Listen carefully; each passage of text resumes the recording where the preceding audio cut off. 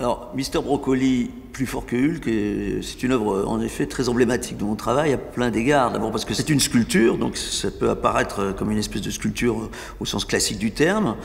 Et en même temps, évidemment, par son titre, par sa forme, ça a tout de suite un côté ou bien scatologique, ou bien viscéral, ou bien moussu, bulbaire presque aussi, une espèce de truc comme ça. Et en travaillant cette espèce de masse, je lui ai rajouté des espèces de bras un peu simiesques comme ça, grands. Et j'ai plaqué dessus un masque en fait de Schwarzenegger. C'est aussi cette idée qui est finalement très très proche de l'idée même du super-héros, de la métamorphose. La mousse polyuréthane fait le travail pour nous, au fond, c'est la masse qui se développe, mais qui rejoint aussi une question de la sculpture qui me plaît beaucoup, qui est l'espèce de la sculpture de l'art en général, qui est l'informe, comment travailler dans ces zones comme ça, où on ne maîtrise pas tout à fait ni les moyens, ni les formes, ni au fond le sens. Mais le sens surgit forcément à un moment donné. Bah oui, c'est ce que je lui ai dit. Mais... Alors attends, je regarde juste, j'ai pas mis de plus. J'ai mis un point d'exclamation ou pas à cette affaire? Non.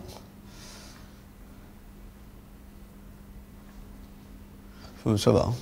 Ok. Chaque version est différente de toute façon. Joseph Staline, Just a Gigolo.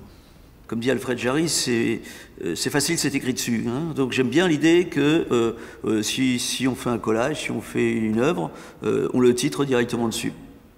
Dans un premier temps, c'était des collages, on va dire, ou des dessins avec l'écriture. Et puis petit à petit, j'ai même mis que les phrases tout court, parce qu'il y a un peu besoin d'images dans certains cas.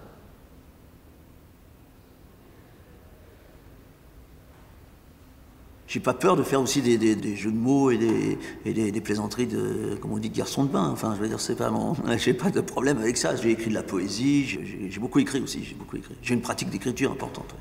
Vous n'êtes pas obligé de mettre aussi... Voilà, comme ça, voilà. Oui, vas-y. Voilà.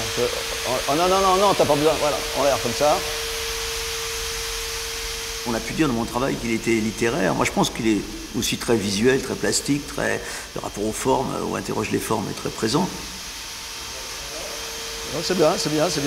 Bon, là, c'est bon. Après, de toute façon, ils vont balayer, j'imagine, à chaque fois. J'aime bien le côté très coloré. J'aime bien le gris aussi, d'ailleurs, c'est-à-dire le surgissement. Voilà, la couleur, c'est un peu le surgissement, un peu comme le langage, c'est un peu des surgissements. Donc, j'aime bien, en effet, le côté coloré, le côté ludique. C'est ludique, mais c'est pas...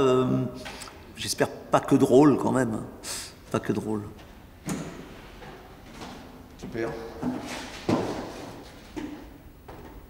J'ai le privilège de vous présenter Anna. Bonsoir, Anna. Bonsoir.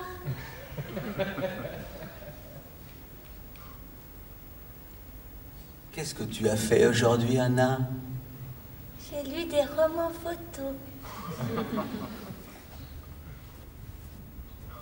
Et tu as pleuré?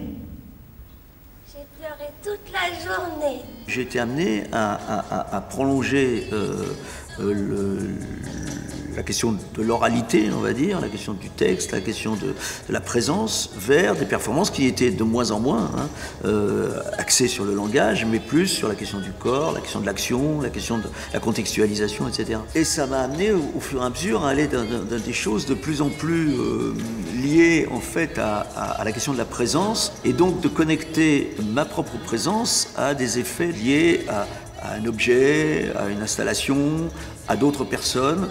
Et tout ça, c'est ce sentiment d'avoir envie de déborder les marges et de me servir de texte quand c'est nécessaire, de me servir d'images quand c'est nécessaire, de vidéos quand c'est nécessaire, de composer avec différents types de registres.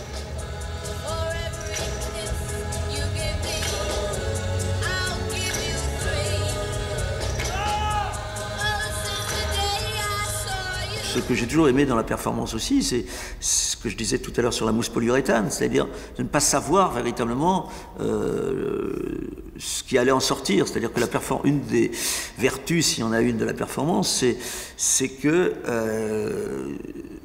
on est en direct. Et là, pour le coup, on peut se viander complètement. Nadia, Lisa, Nadège, Mona, Denise, Manu, Carmen, Denise, Martine, Nadège, Maureen, Jen, René, André, Mescali, André, André, Gisèle, André, Peter, maman, Sophie, maman, je t'aime.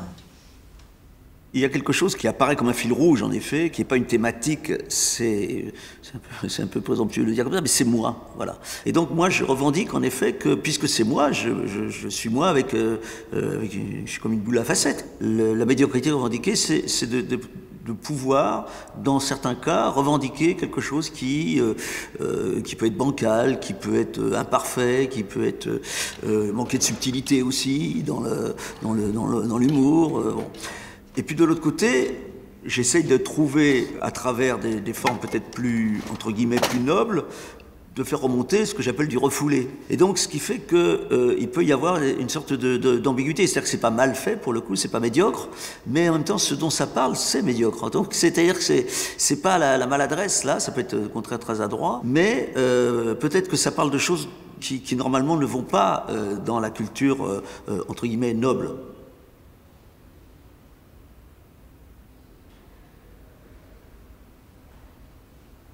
Alors, je crois que mes murs ne peuvent pas être ceux de quelqu'un d'autre pour une raison très simple, c'est que c'est un peu comme le rangement dans ma bibliothèque, il n'y a que moi qui vois les connexions qu'il y a entre les pièces. Mais il y a des connexions.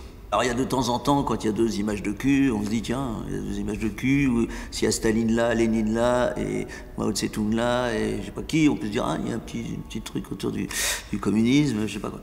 Mais il y a quand même des trucs plus secrets, plus subtils, qui peuvent passer même par la couleur, hein, sans être formaliste. Et puis, quand je fais des accrochages comme ça, j'ai parfois des surprises de justesse que je n'avais pas du tout anticipées.